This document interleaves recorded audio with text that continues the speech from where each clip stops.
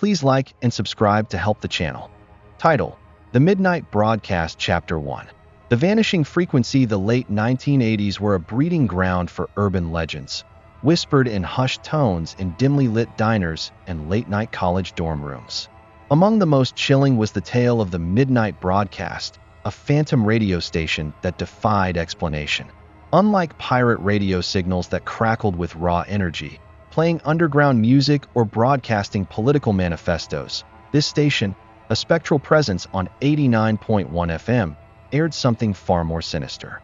The broadcast, as the legend went, was a fleeting phenomenon, a brief intrusion into the silence of the night, occurring precisely between 2:13 a.m. and 2:18 a.m.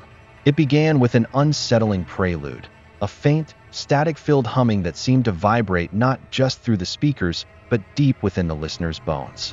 This sonic unease would then give way to the main horror, a woman's voice. Her tone was described as cold, clinical, and utterly devoid of emotion. She recited a list of names, each one delivered with a weight that belied its simplicity. Some names were whispered, as if sharing a deadly secret, while others were spoken with a dreadful finality, each syllable a pronouncement of doom.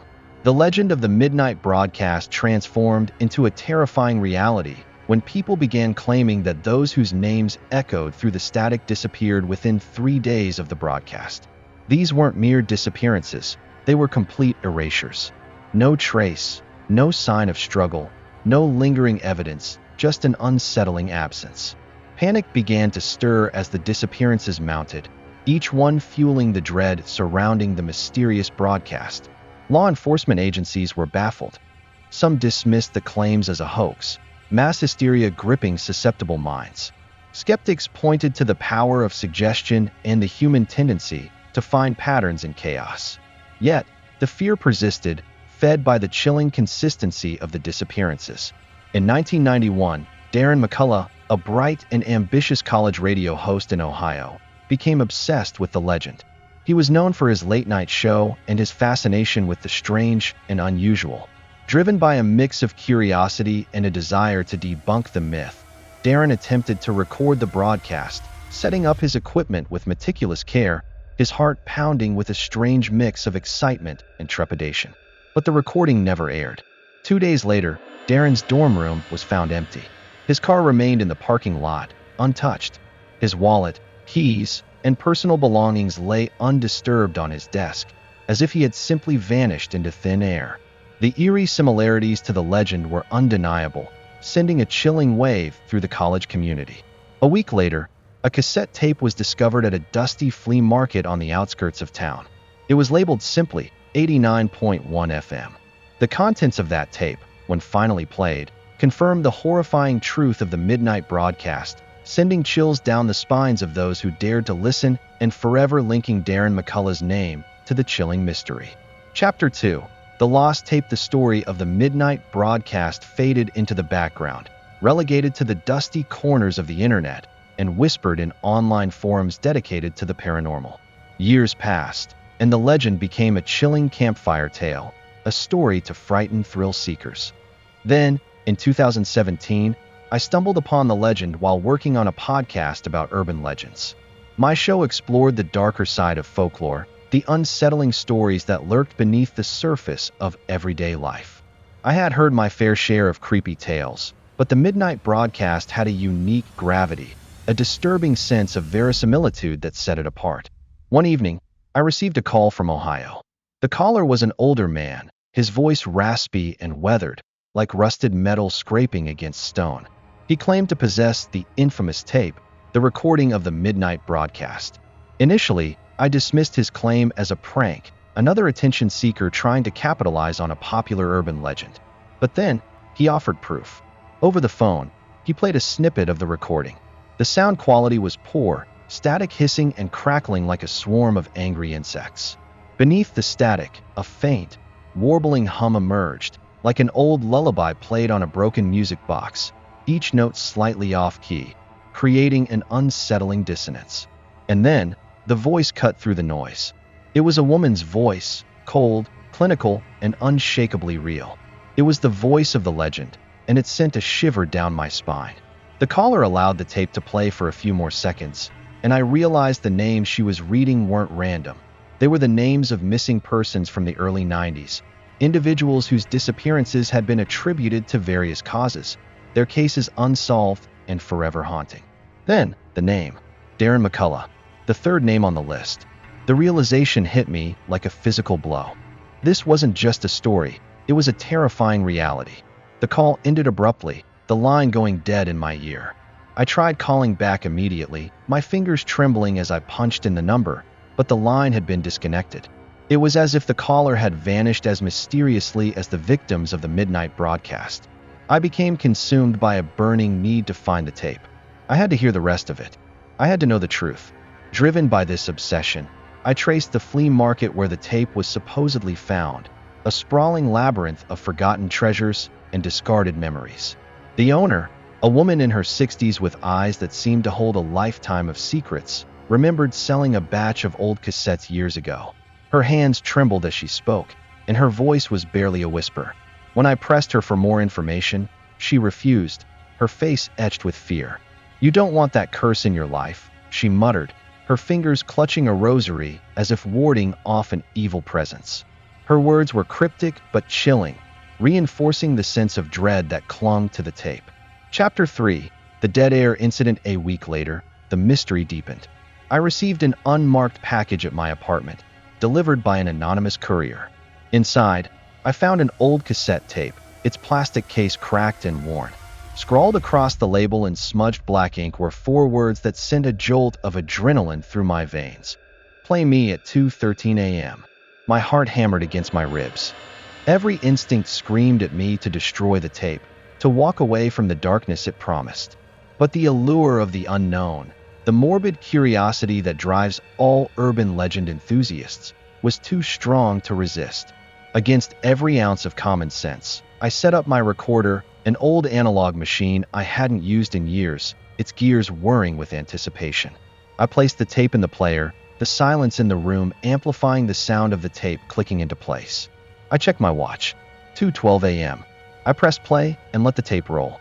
The hum returned, filling the room with a low-frequency drone that vibrated in my chest.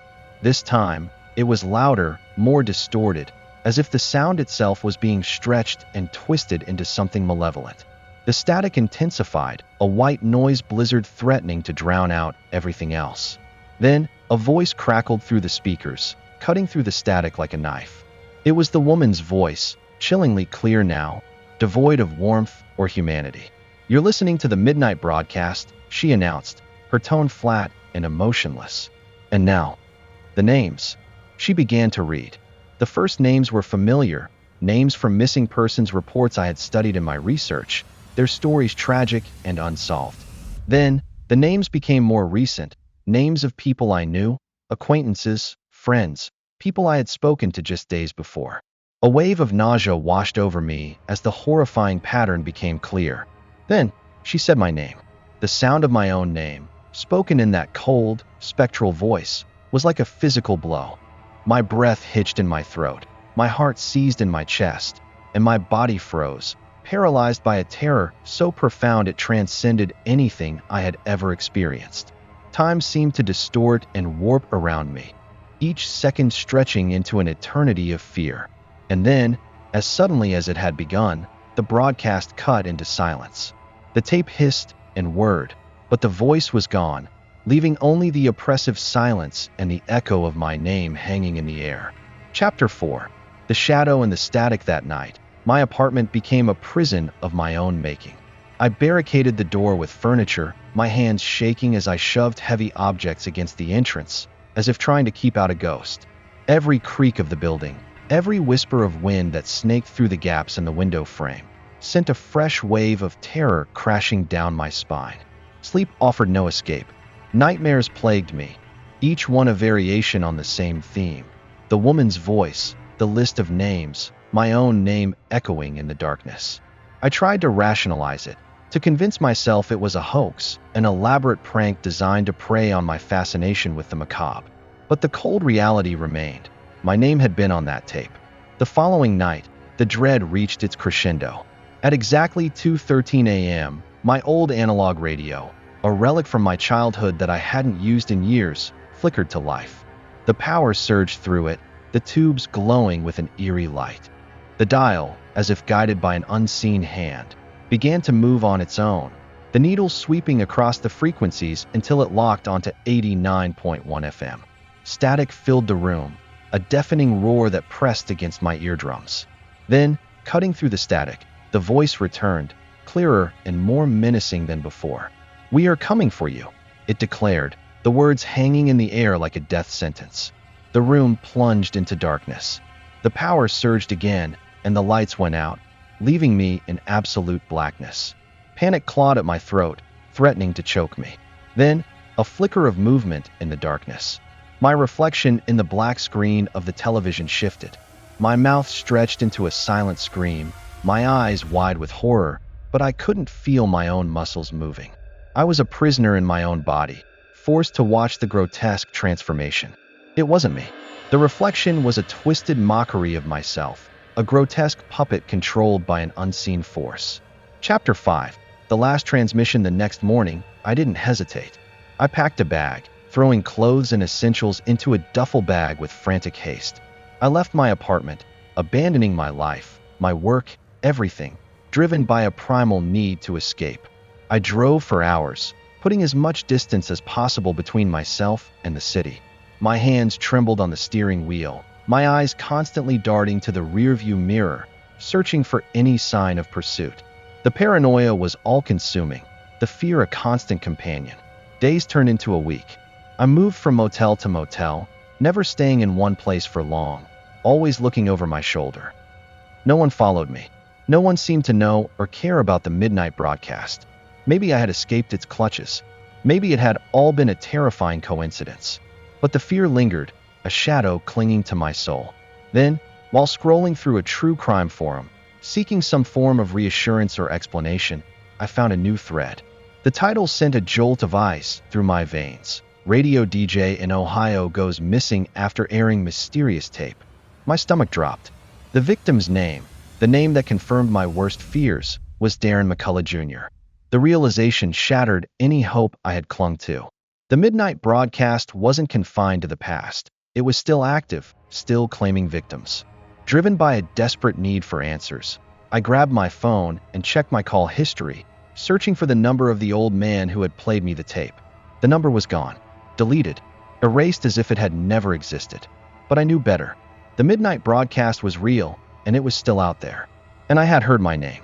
The only question that remained, the question that haunted my every waking moment, was, how long did I have left? Please like and subscribe to help the channel.